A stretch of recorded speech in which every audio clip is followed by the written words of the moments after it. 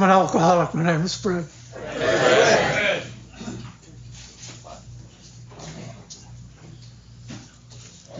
And looking out here now and when I first came in, and watching the people that were coming in, and looking at the amount of sobriety that is in this room, it's amazing. This is not about me. There are people in this room that I've known for 30 and 40 and 50 years. They're the old timers. But listen up. See that wall right over there? A lot of us in this room knew all of those people. All of those people are the reason that you're here tonight. All of these people kept the 12-step house going for decades. So the 12-step house is not just about this. The 12-step house was down the street. And a lot of you remember the old 12-step house. It was a dump. It was two little rooms with a little bar and a counter, no styrofoam cups, ironstone cups with lipstick stuck on them.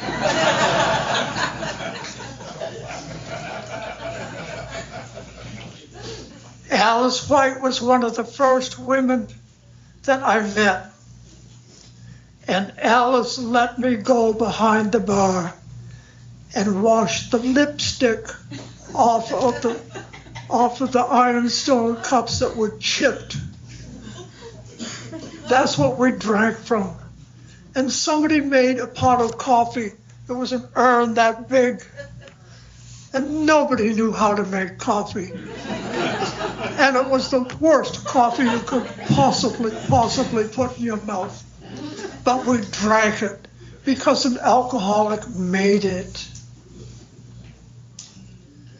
I walked into Alcoholics Anonymous on March 17th, 1965, after coming out of a 7-day blackout. When I came out of that blackout, I had sold everything in my house in a blackout. I had a yard sale in a blackout.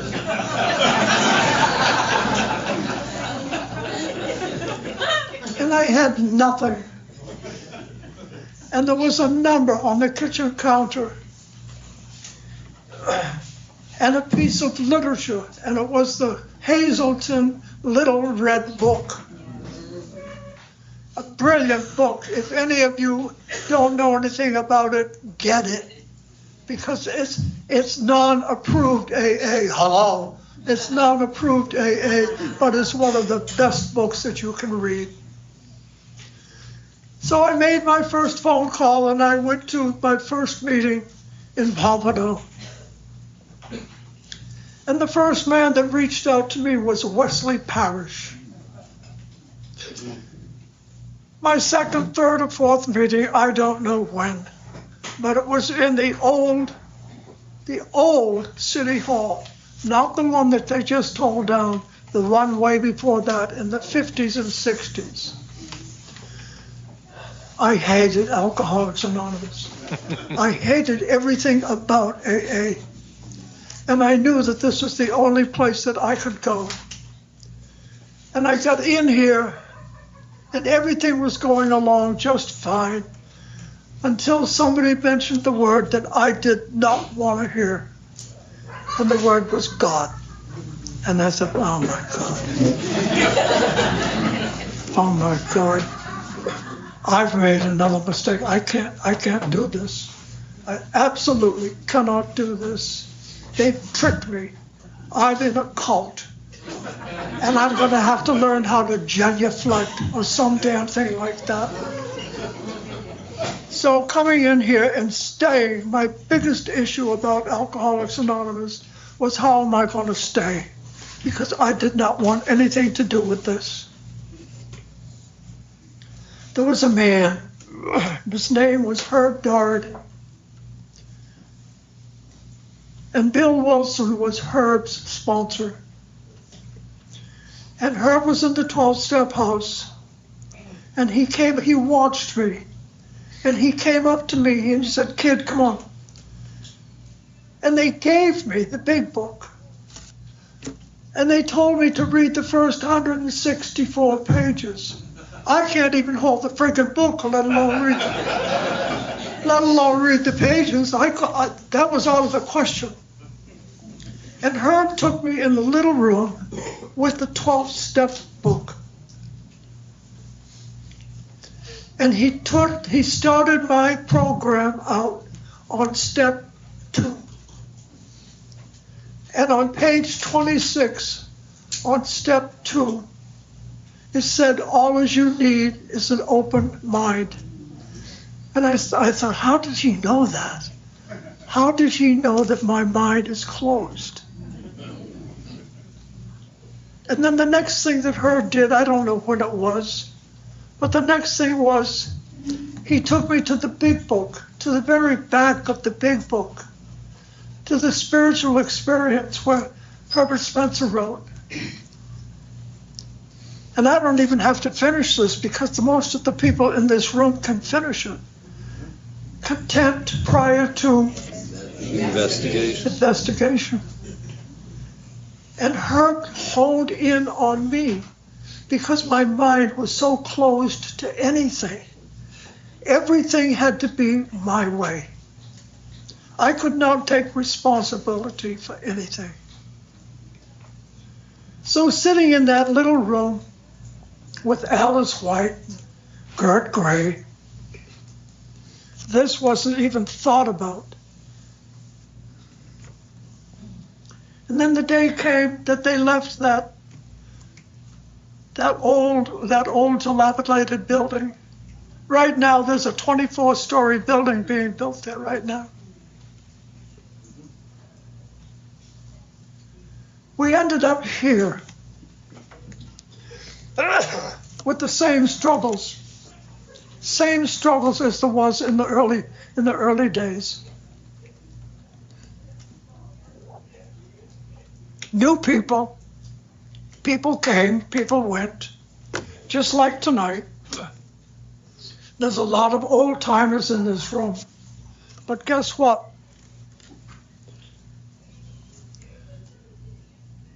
You're the new old timers.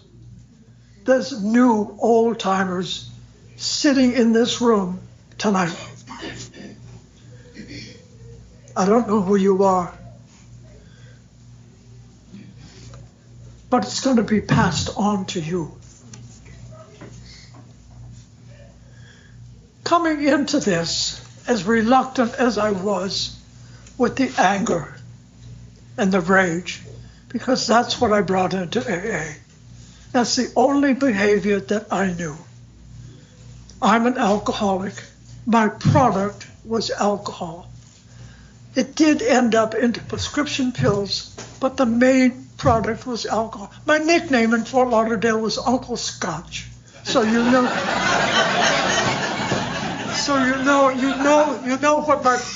what I was.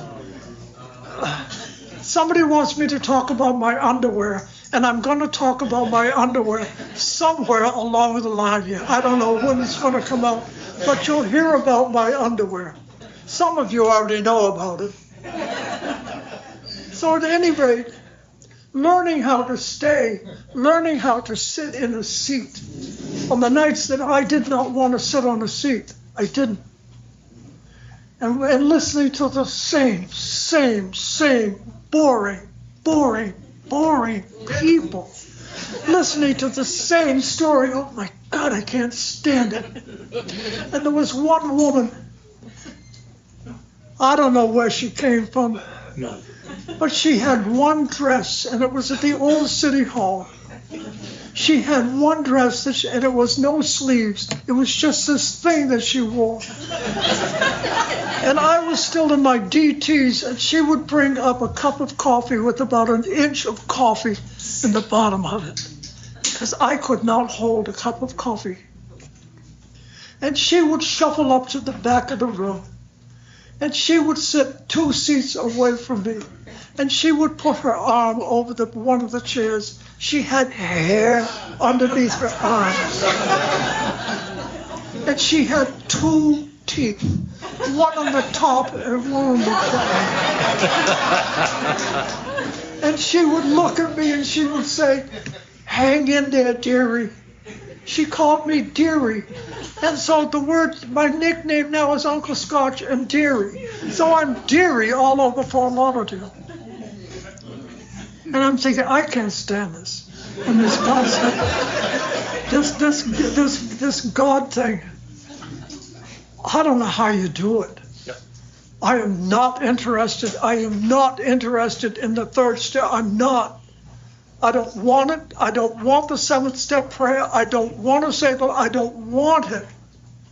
And yet you want me to conform to that. And I didn't want to do it. And it was awful. So Herb is my sponsor. Well, he's dead, but he was my sponsor. And Herb took me back to the big book, to Bill's story. And Bill's story is what kept me in Alcoholics Anonymous.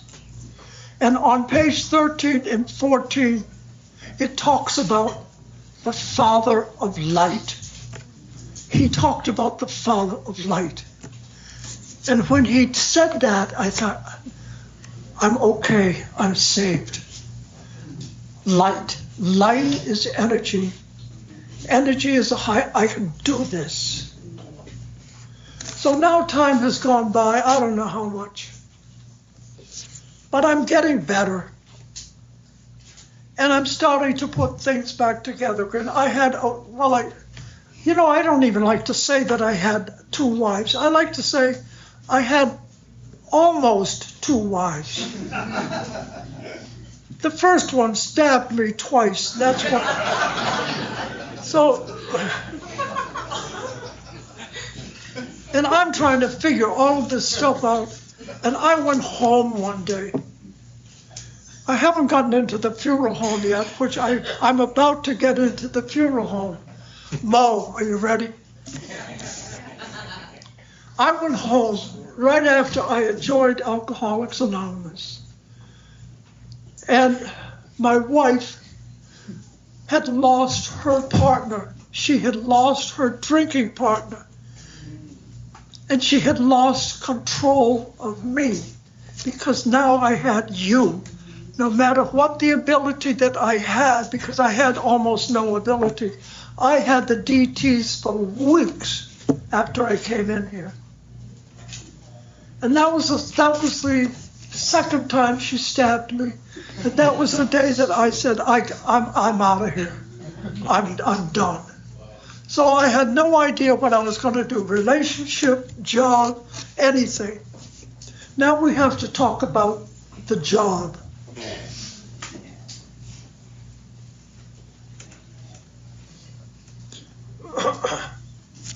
Some of you, not all of you, some of you know that I was a funeral director at an embalmer in Fort Lauderdale. I need to add a word to that. A drunken funeral director and embalmer. And most of my drinking was in the embalming room. And I would take a Coke bottle and pour my scotch in the Coke bottle and jam it between somebody's legs and embalm them. And it was a toss-up who came out of the embalming room more embalmed, me or who I was working on. So the stories, there was 10 years of this. They say if you are an alcoholic and you drink long enough, you'll end up in a mental institution, a penal institution, or an early grave, and I've been in all three. I actually fell in a grave with a widow. The widow was drunker than I was.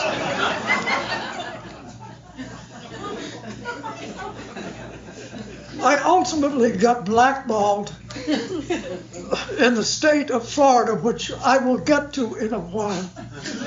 But in the meantime, I made so many mistakes at that funeral home, and I got away with it because there were 13 of us, and 11 of us were alcoholics. Morticians and lawyers are tied in alcoholism in this town. Hello? Hi.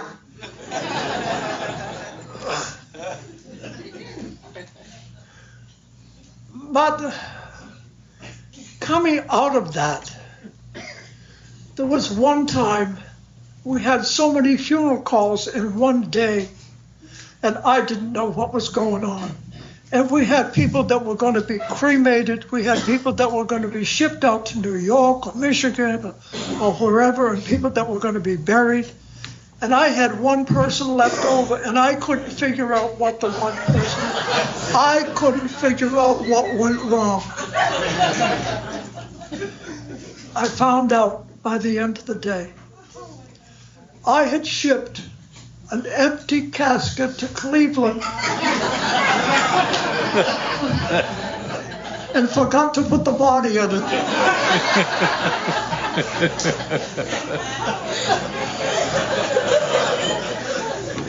I'm an alcoholic and my name is Fred.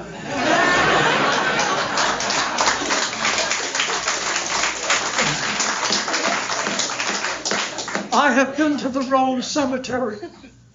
I should not mention names, but it's such a long time ago.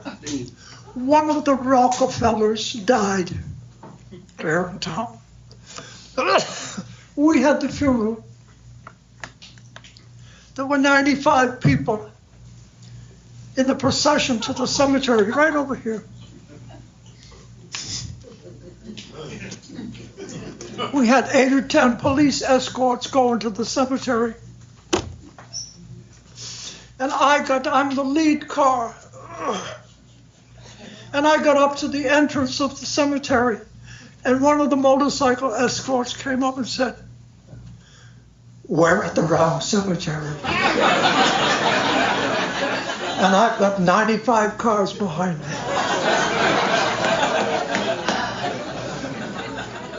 So this is what went on and on and on. We were not allowed to cut clothes. If the clothes don't fit, don't cut them just to get them on. I'm an alcoholic. My name is Fred. I knew better. And I could not get this jacket on this man.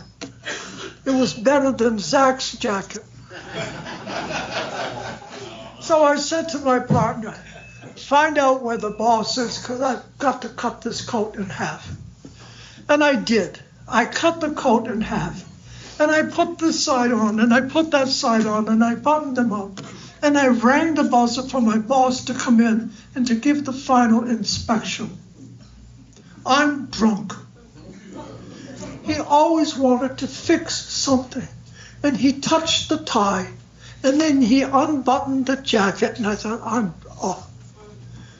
And when he unbuttoned the jacket, he pulled back, and he looked inside the jacket, and he said, this man's got a jacket just like, he's got a pen and pencil set just like mine.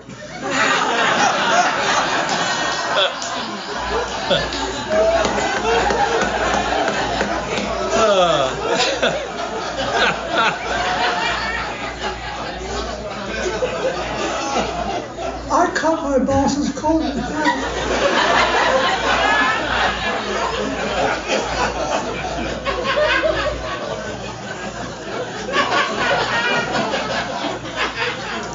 I can't tell you all of the stories because we don't have enough time.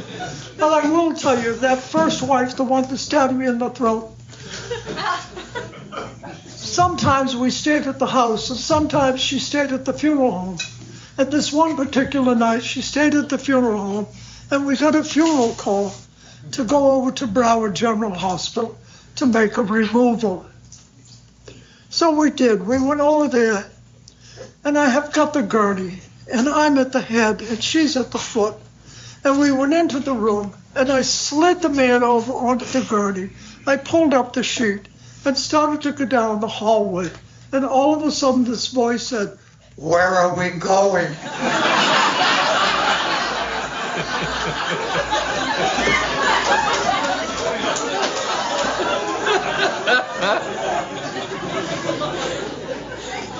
I said, "I'm taking you right back to your room. I'll be back later."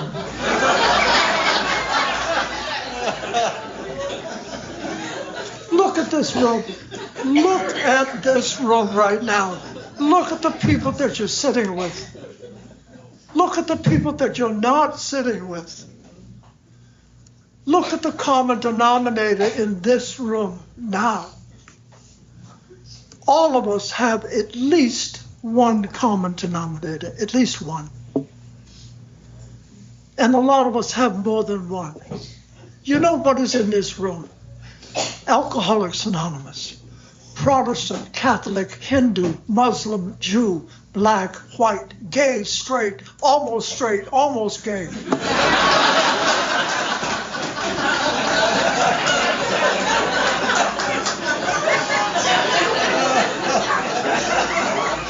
This is 2025, and I'm too old. I'm much too old for this. And I look around here, and I look at this, and I look at how this works. Some of you are going to be new old timers. You are. And some of you are going to have to go back up there. And some of you aren't going to make it. Which one is going to be that person? I don't know. I don't know. But learning how to stay in here and learning to deal with that one word that I did not want to deal with was the worst part of my sobriety. And the day came at 4 years, 1 month, and 2 days.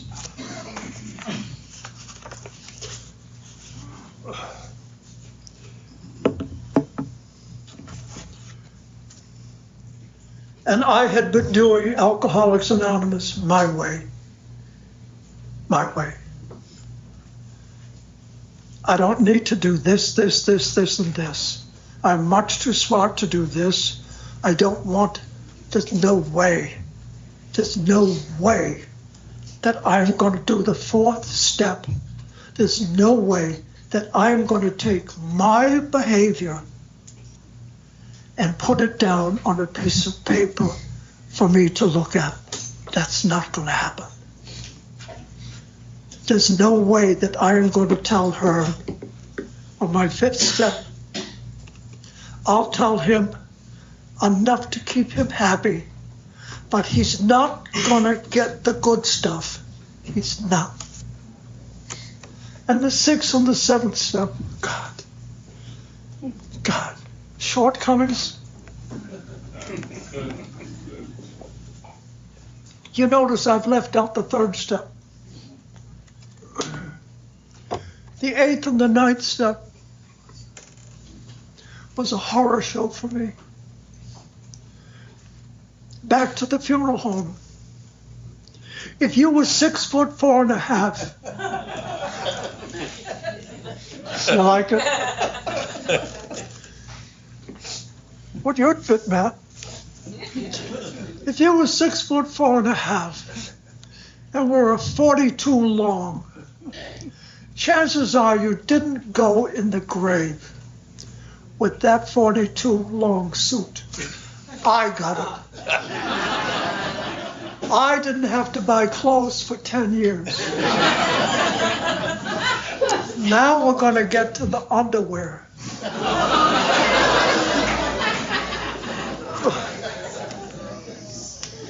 Mrs. Jones. Mrs. Jones. Mr. Jones is dead. Mrs. Jones brings in, because Mr. Jones has got on skanky underwear, and she doesn't want Mr. Jones to go in the ground in his skanky underwear. So she would go down to Sterling's and she'd buy a package of 3 jockey shorts, medium. She'd bring them in for me to put the new underwear on Mr. Jones. It didn't happen. I took off my underwear.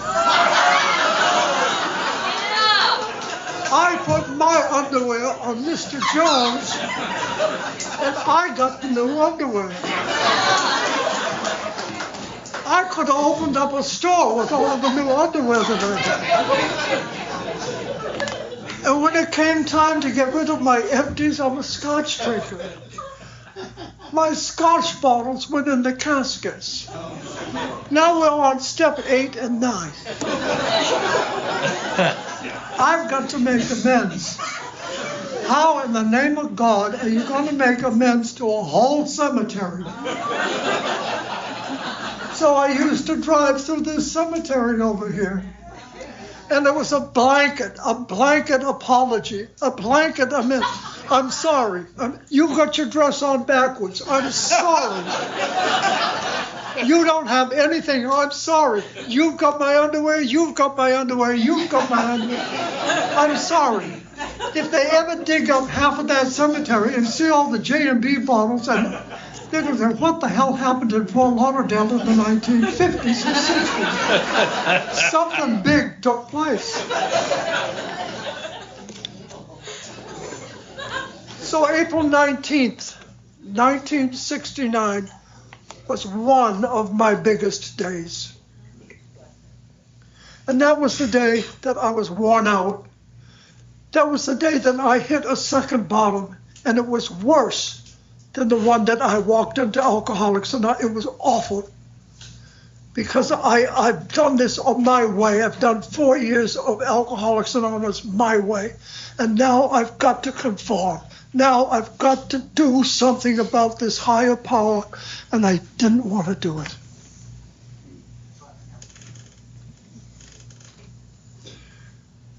And I leaned up against a stone wall, broken.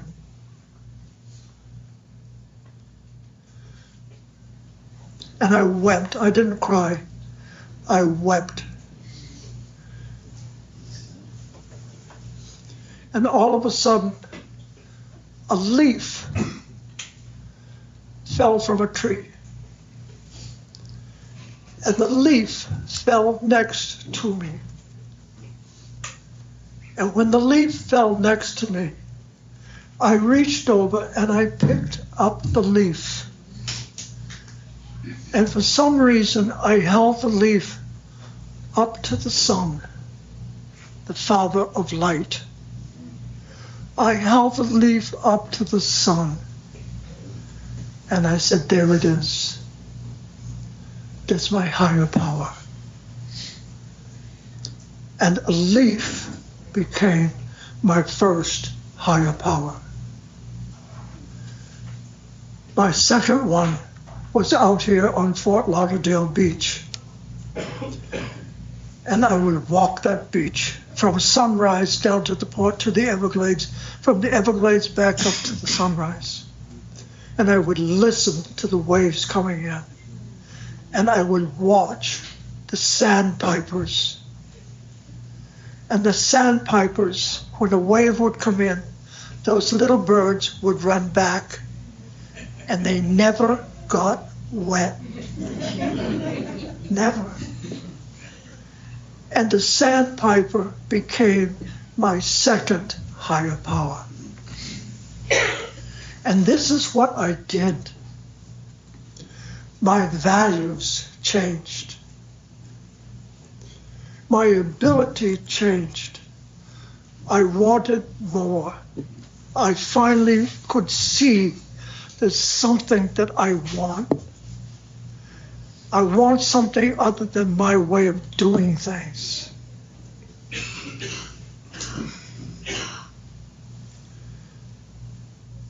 I talked about Protestant, Catholic, Hindu, Muslim, and Jew. I am part Native American.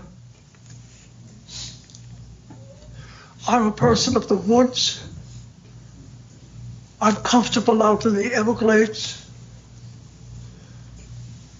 I love to watch a bird land on a reed.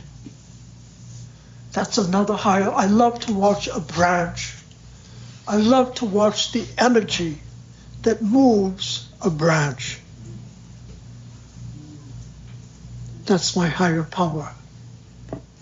My higher power is not in a pulpit. Even though I've read, I can quote verses of all religions. I've studied all religions. I don't know where you're at with your higher power, but wherever it is, it's okay. It's okay for you to have your higher power. You do not have to have what I'm telling you you should have. It doesn't work. You have to find it. You have to find your own leaf. You have to. So I built up on that. And I became more interested in what the big book was saying. I became more interested in literature outside of AA. Somebody gave me Sermon on the Mount. And I thought, this is a wonderful book. And I put it up on the shelf. And I didn't read it for 20 years. And one day I took it off of the shelf and I opened it up at random to page 95 in my volume.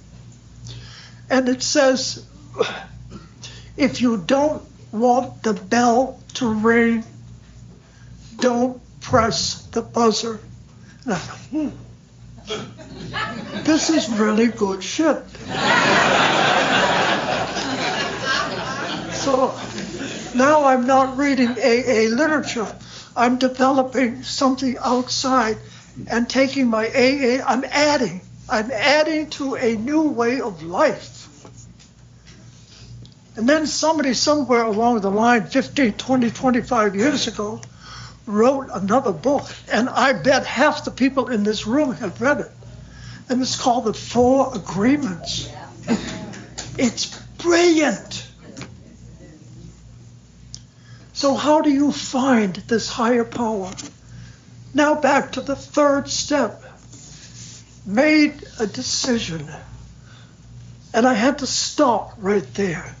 Made a decision to turn my will in my life.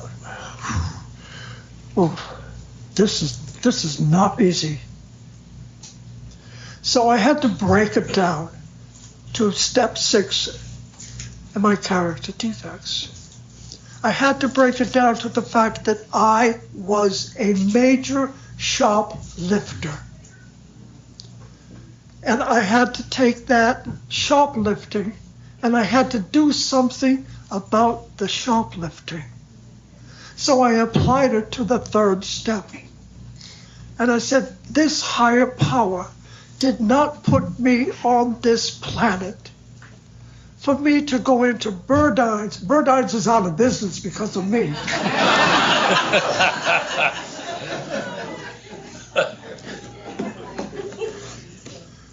But I would go in and I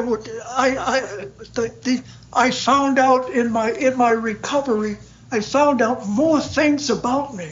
I found out that I am an adrenaline junkie. Adrenaline is part of the rush that I missed from my alcohol and my product. I still needed that rush, and shoplifting was part of that rush. So now I've got to do it. I'm getting better. Made a decision. So I had to break these things down, and it was very, very painful. And this sponsor of mine, I don't know, I think they drew straws to see who was going to get me or who was going to get stuck with me in sponsorship. Because I know that I had to be a hard person to deal with. I know not being a nonconformist. I know being a liar, a cheat, a thief. I know this. But it was the only behavior. It's the behavior that I brought into alcohol. I didn't know.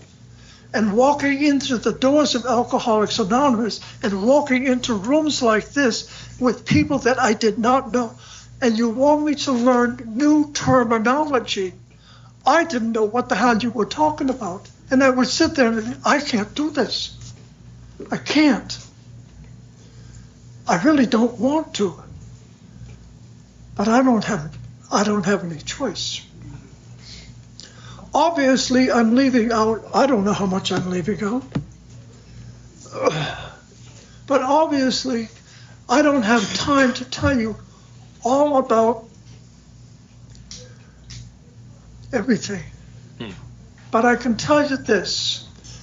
At one point in my sobriety, I became very, very successful financially.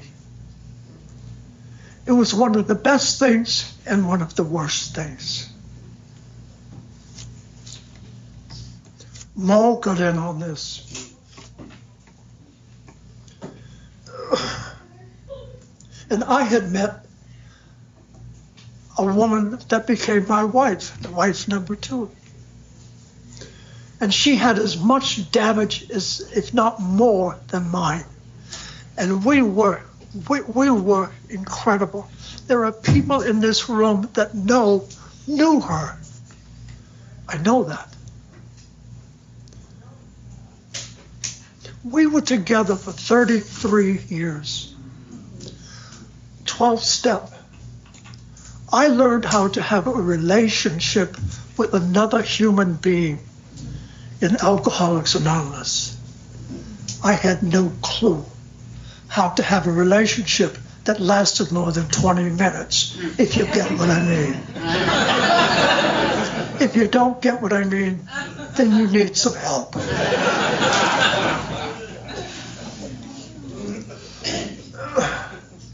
We were together for 33 years. And she developed Alzheimer's. That was not in the plan. That was not that was not part of me.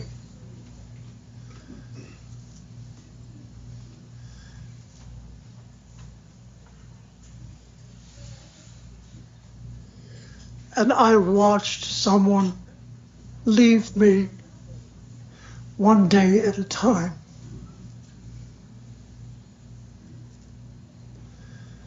And it was awful.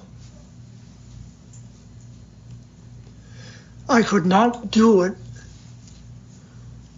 without Alcoholics Anonymous and my higher power. I couldn't. So what happens in sobriety? I know enough people in this room that have gone through adversity and they have not picked up a drink over it. And it was my turn. And I had 7 years of it. 7 years of watching one day at a time somebody leave. And I know that I'm not the only person in this room that has had this experience. I know that. I know that I have hit the nail on the head with at least a dozen of you out there that know exactly what I'm talking about. If I did not have this program, if I did not have the repetition of doing these steps, because that's where it is, ladies and gentlemen. It's not reading the step book. It's the repetition. It's the repetition of why. Because my ability changed. And when my ability changed, my values changed.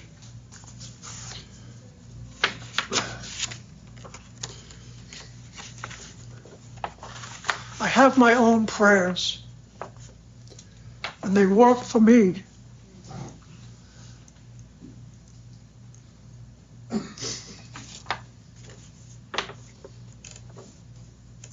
This is a Native American prayer.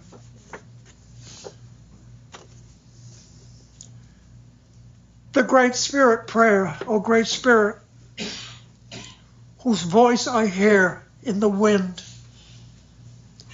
whose breath gives me life, to all the world to hear me. I come before you, one of your children. I'm small and weak. I need your strength and wisdom. Let me walk in beauty and make my eyes ever behold the red and purple sunset. Make my hands respect the things that you have made, my ears sharp to hear your voice. Make me wise so that I may know the things you have taught my people, the lessons you have hidden in every leaf and every rock. I seek strength, not to be greater than my brother, but to fight my greatest enemy, myself. Make me ever ready to come to you with clean hands and straight eyes. So when life fades, as a fading sunset, my spirit may come to you without shame. This is one of the things that I read every day because it helps me. So whatever prayers that you read, whether it's in the literature or whether it's from your religion or whether it's from something that you have found yourself, that's what works for you. Will it change? Of course it will. Why? Because your values will change. Your needs will change. Your experiences will change. Zach was going to go to Jacksonville 2 weeks ago. And he sat next to me. And I said to Zach, how long does it take you to get to Jacksonville? And he told me. And I said, how fast do you drive? And he told me. And I said to him, why don't you slow down? Did you? A little bit. But that's what Alcoholics Anonymous has taught me to do. It's taught me to stay in the right-hand lane. I don't have to be the first car on I-95. I don't. If there's a space between this car and this, I don't need to fill that space. I don't. I'm happy being in the lane that I'm in. I'm going to get there just as fast. And sometimes when you're getting pulled over and getting a $250 ticket, I can blow the horn when I go by you.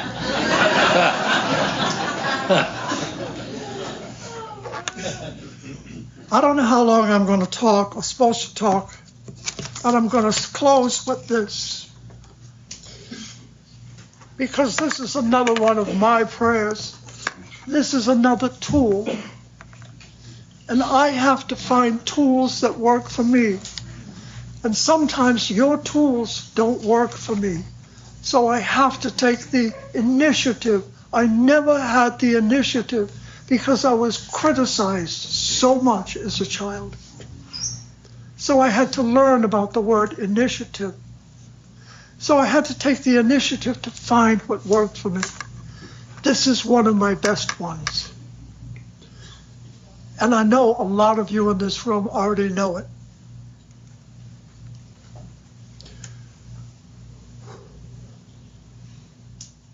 Go placidly amid the noise and haste, and remember what peace there may be in silence.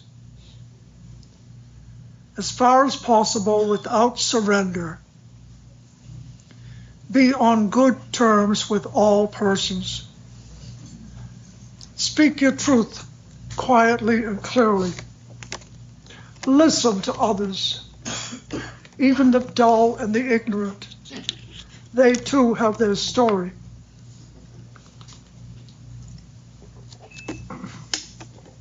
Avoid loud and aggressive persons. They are vexations to the spirit. If you compare yourself with others, you may become vain and bitter. For always there will be greater and lesser persons than yourself. Enjoy your achievements as well as your plans. Keep interested in your own career, however humble. It is a real possession in the changing fortunes of time. Exercise caution in your business affairs, for the world is full of trickery. But let this not blind you to what virtue there is. Many persons strive for high ideals, and everywhere is full of heroism. Be yourself. Especially do not feign affection, neither be cynical about love, for in the face of all aridity and disenchantment, it is perennial as the grass. Take kindly the counsel of years, gracefully surrendering the things of youth. Nurture strength of spirit to shield you in sudden misfortune. But do not distress yourself with imaginings. Many fears are born of fatigue and loneliness. Beyond a wholesome spirit, be gentle with yourself. You are a child of the universe, no less than the trees and the stars. You have a right to be here. And whether or not it is clear to you, no doubt the universe is unfolding as it should. Therefore, be at peace with God, whatever you conceive him to be, and whatever your labors and aspirations in the noisy confusion of life. Keep peace with your soul. With all its sham and drudgery and broken dreams, it's still a beautiful world. Be careful, strive to be happy. What I did in my alcoholism is that I damaged my soul. I took this machine, I destroyed this machine one day at a time because of my self-centeredness, because of my greed, because of my ego, because of my pride. Thanks for letting me share.